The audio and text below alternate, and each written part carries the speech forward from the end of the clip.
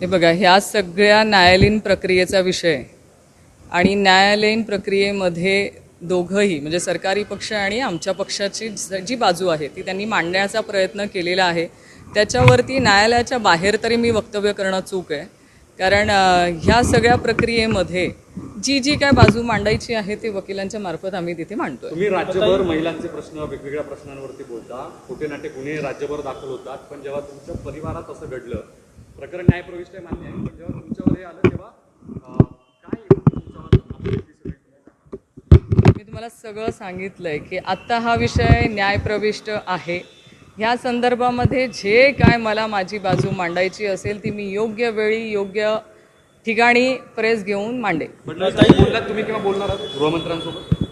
नाही, मी अजून कोणासोबतही या बाबतीमध्ये बोललेले नाही आहे. सरकारकडून असं बोलणाऱ्यांच्या विरोधात प्रत्येक वेळेस काही ना काही कारवाई करत राहतात, तशीच ही कारवाई झाली असं तुम्हाला वाटतं? असं संपूर्ण महाराष्ट्राला वाटतंय.